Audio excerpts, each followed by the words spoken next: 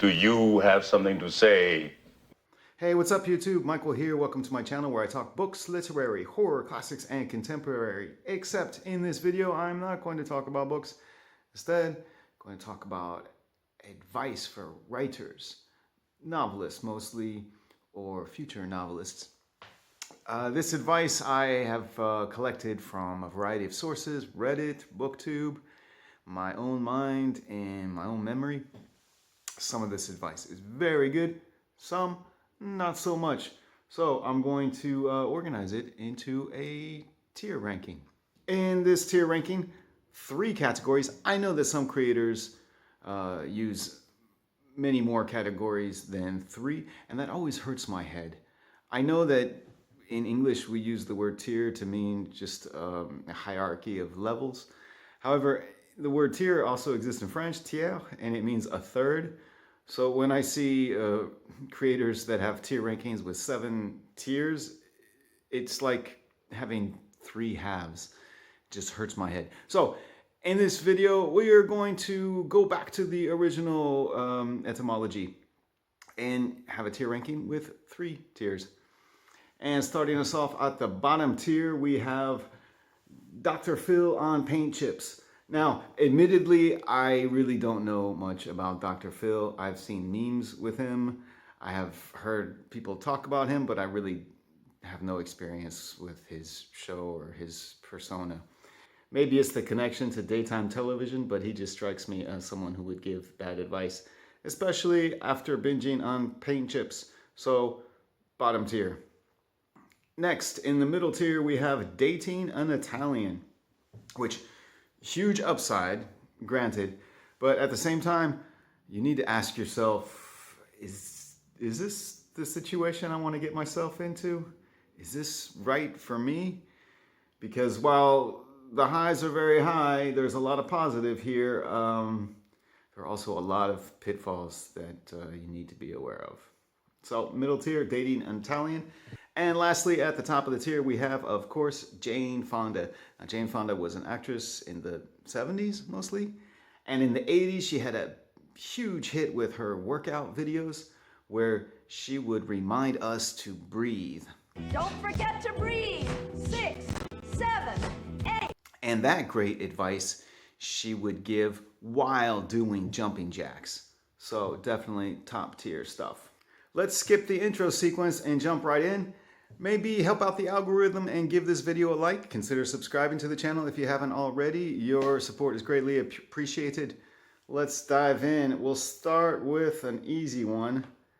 Write what you know. This is terrible advice. I get it. We want to keep things easy for us and write something you're familiar with. However, the beautiful part of writing, just like with reading, is that you get to discover new situations, you get to discover a new perspective. And so if you write just about what you know, you're avoiding the best part of writing, the most beneficial part, actually. So I would say, plus you don't know what you know. You think you know, but you just come across as someone who thinks they know, and actually you don't know. So I would say, instead of write what you know, write what you're curious about, because your curiosity is going to come across as passion, and it's going to be contagious, and the reader is going to pick up on it. Plus, it's going to be a lot more fun and a lot more beneficial for you. Next up, we have always outline. So I'm going to be hesitant, or I'm going to be wary of any advice that uses broad strokes like always or never. So I'm going to put this in the dating an Italian. It might be right for you, but also might be a very bad idea for you. I used to be the never outline guy, and then I started getting involved in ghostwriting. So clients would just send me a 3 or 5 page outline, and I would knock out a novel in a few weeks. And I was amazed at how productive I was. I mean, they weren't great novels, but I was impressed at how productive I could be with an outline. So I definitely see the benefits, especially if you're writing something that is plot-driven, like a lot of fantasy, works are. However, I've been in too many writing groups and met too many young or inexperienced writers who were always working on their outline and never working on their novel. So I am wary of that. But there are different ways to go about it. Next up, don't edit as you go. I am going to put this in the Jane Fonda category with a caveat. However, don't edit as you go. Definitely the writing advice I would give to inexperienced writers or new writers. When you're starting off your first draft, your only goal should be to finish that first draft. Doesn't matter how bad it is. It's going to be bad. Just get it done with. And then you have a feeling of accomplishment before you set out and work on another draft or work on some edits. However, there are experienced writers who do edit as they go, and it works for them.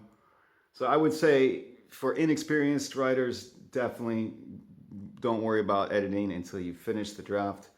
But for more experienced writers, obviously they do what works for them. Yeah. Next up, copy. Literally transcribe. So this was a Reddit comment. They said, if you want to write like your favorite writer, start off by just recopying a few paragraphs from that writer. Now, decades ago when I was a musician, more interested in composition, like orchestral works and things like that, I would stare at, I would read scores from Prokofiev, who was my favorite at that time, and I would just dream about, one day creating something beautiful like this Prokofiev score. And so one day I actually did. I took this advice and I literally copied or wrote out a few pages of the first movement of the Sixth Symphony, which was one of my favorites from him. And so I did actually take that advice decades ago. And I didn't get much out of it, to be honest with you. So this seems kind of silly. So I'm going to put this on the Dr. Phil. I tried it. Didn't work for me. Next up, we have write as if your reader likes you. Write a book and thinking that the reader who's going to read this already is predisposed to liking what you're going to write and is excited to read what you're going to write. And I think this is excellent advice. Jane Fonda level. Excellent. I'm in favor of all advice that's going to relieve the anxiety and the fear that we have when we set out to write. So any advice that mitigates that fear and anxiety, I am all for that.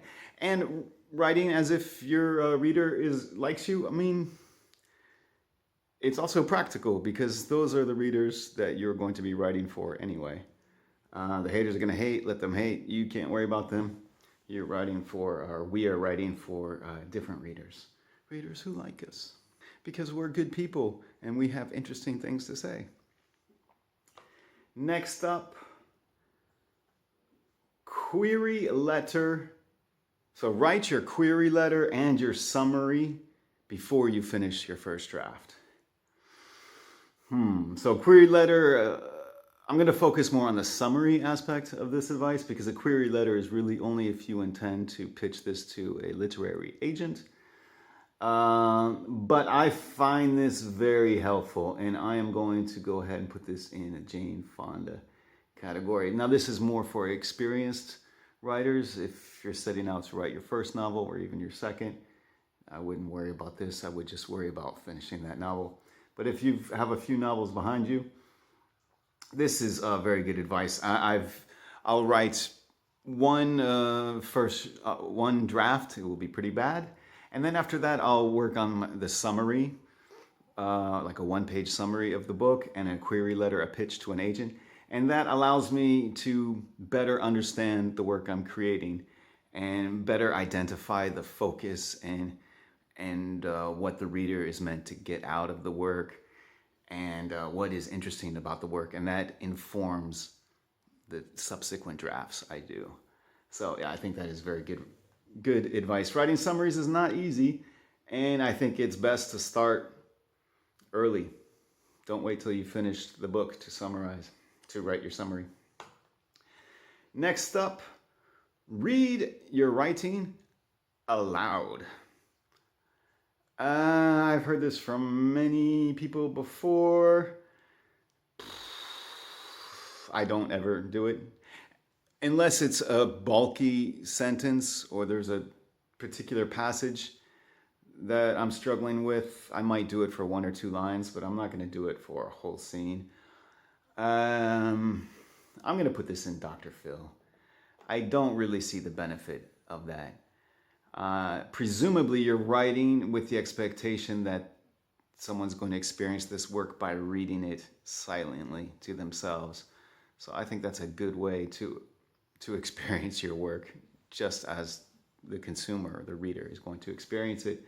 Obviously, if you're writing something that is meant to be primarily experienced audibly, then yes, reading it aloud, or poetry, obviously that makes sense.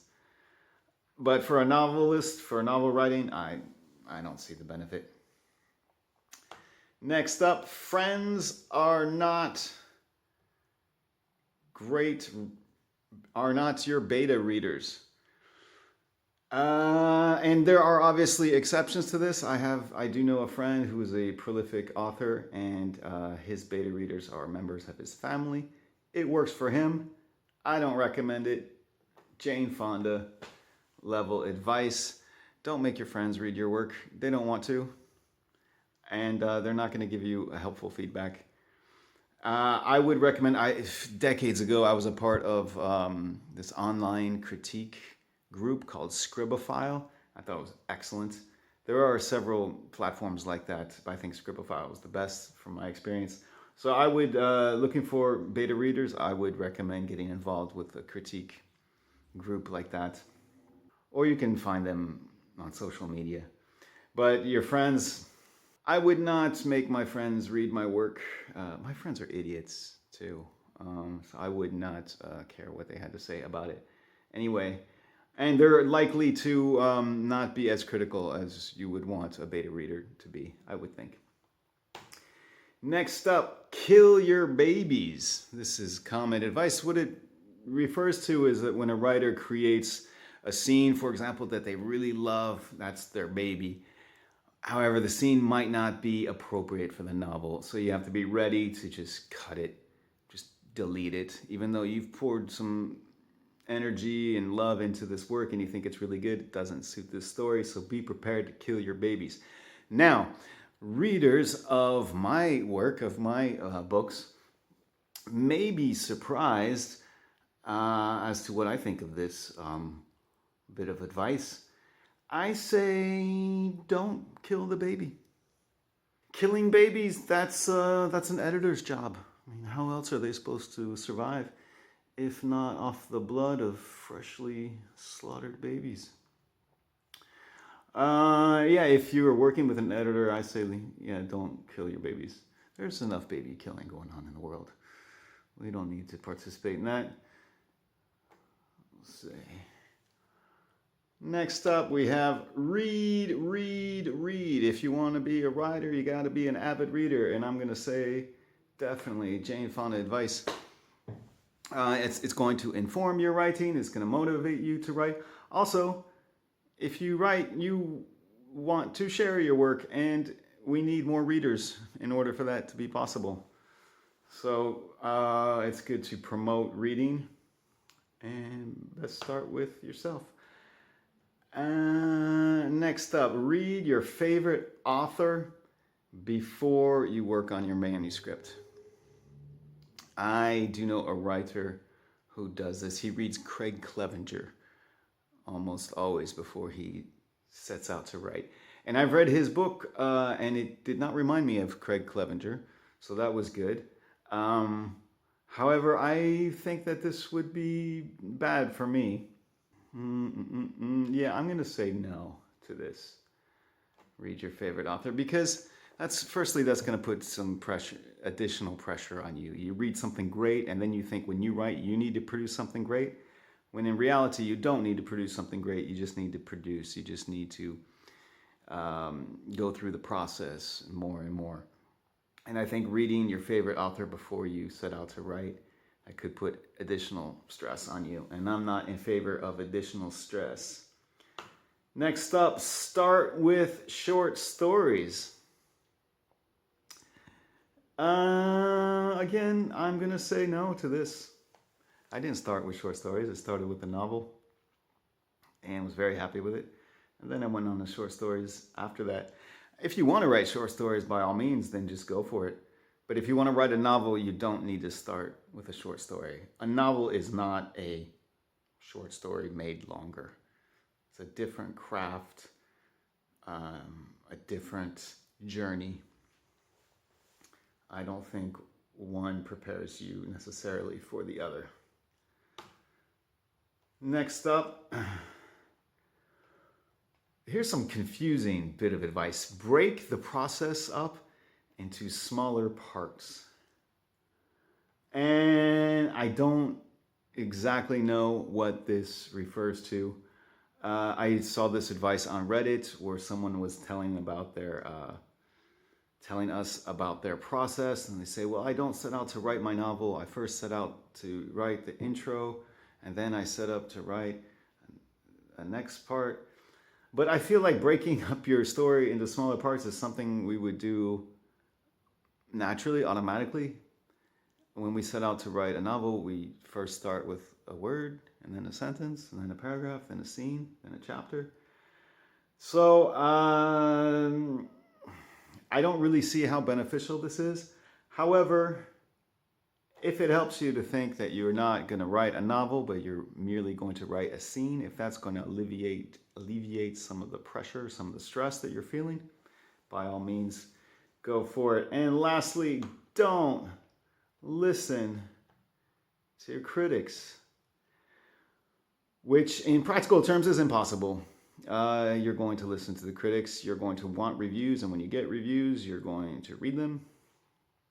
But I guess the idea behind this bit of advice is don't pay them too much attention. Again, you're writing for the people who like your work, and the people who don't, you don't really need to pay that much attention to them. However, it depends on how many critics you have. If you have a lot of critics, maybe you should listen to them. So this is a volume issue. A volume in two ways: in how many critics you have, and also how loudly they criticize your work. So don't listen to critics. It can get you into a lot of trouble, but it's going to be inevitable that you're going to hear some criticism, which is a lot like dating an Italian, coincidentally. So it goes into the dating an Italian tier. So there you have it. 14 bits of advice. Some of it I think is really good. My favorite piece of advice here is write as if your reader likes you. That's great advice. I think it's important to set out when you write every day, presumably, that you have a positive mindset and that you have an expectation that what you're creating is going to get other people excited. So, and yourself excited. So that's my favorite bit right there. Write as if your reader likes you. My least favorite bit of advice is write what you know. And that just takes away so much of the joy of writing. So that's just my opinion. Maybe your opinion and your experience is different. I would love to hear about it in the comment section. Before you go, I would invite you to check out my books, some novels, some short story collections. Check them out, especially if you like your fiction weird and dark. Links and descriptions in the show notes. I think these are good books, but they need readers. And that's it. And I look forward to connecting with you in the comment section. Thank you for liking, thank you for subscribing, and thank you for watching. I'll see you at the next video.